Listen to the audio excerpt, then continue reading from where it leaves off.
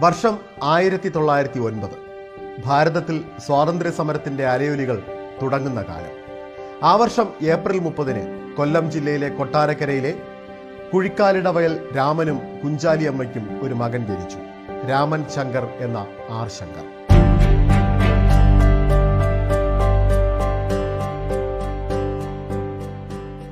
Puthur primary സ്കൂളിലും Kottarakkara English സ്കൂളിലും പ്രാഥമിക വിദ്യാഭ്യാസം പൂർത്തിയാക്കി. സംഘടിച്ച് ശക്തരാവുക, വിദ്യ കൊണ്ട് പ്രബുദ്ധരാവുക എന്ന ഗുരുദേവ വചനത്തെ ശിരസാവഹിച്ച ശങ്കർ അറിവിന്റെ നിറവിലേക്ക് ഇറങ്ങി.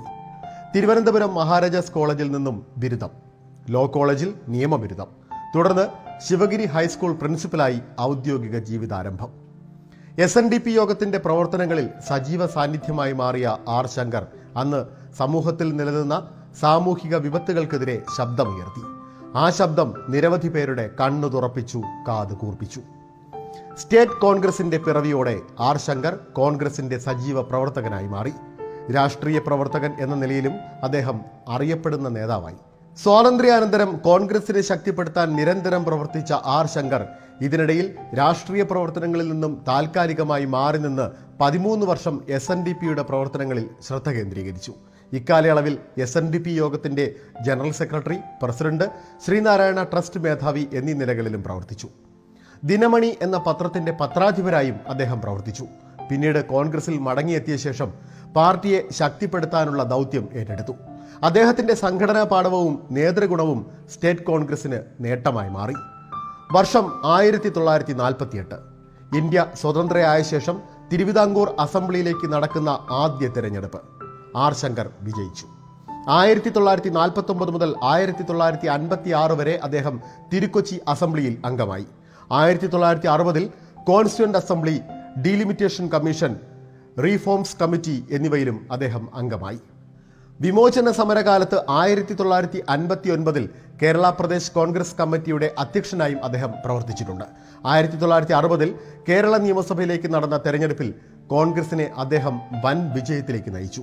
പട്ടം താണുപിള്ളയുടെ നേതൃത്വത്തിൽ മന്ത്രിസഭ രൂപീകരിച്ചപ്പോൾ ആർ ശങ്കർ ഉപമുഖ്യമന്ത്രിയായി.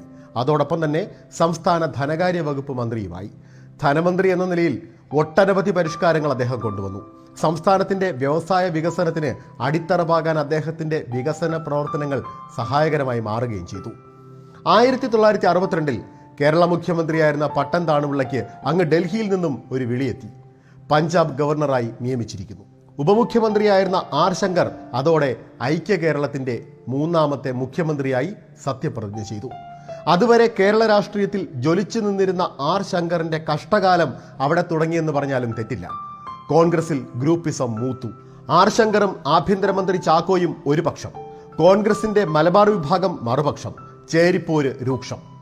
കോൺഗ്രസ് മന്ത്രിസഭയ്ക്കെതിരെ കോൺഗ്രസിൽ നിന്ന് തന്നെ അഴിമതി ആരോപണങ്ങൾ ഉയർന്നു. പ്രതിപക്ഷത്തിന്റെ ജോലി കൂടി ഭരണപക്ഷത്തെ ഒരു വിഭാഗം ഏറ്റെടുത്ത അവസ്ഥ.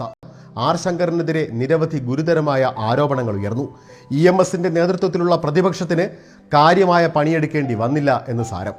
പാളയത്തിലെ പടവെട്ടിൽ അങ്ങനെ ആർ ശങ്കർ സർക്കാർ കുലുങ്ങി.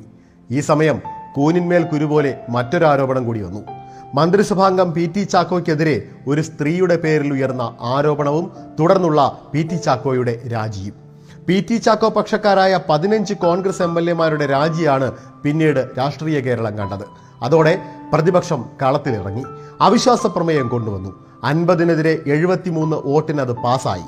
1962 മുതൽ 1964 വരെ 2 വർഷക്കാലം മാത്രമേ ആർ ശങ്കറിന് കേരള മുഖ്യമന്ത്രിയായി തുടരാൻ കഴിഞ്ഞുള്ളൂ.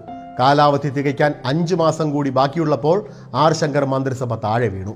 അതോടുകൂടി കേരളം വീണ്ടും രാഷ്ട്രപതി ഭരണത്തിന്റെ കീഴിലായി.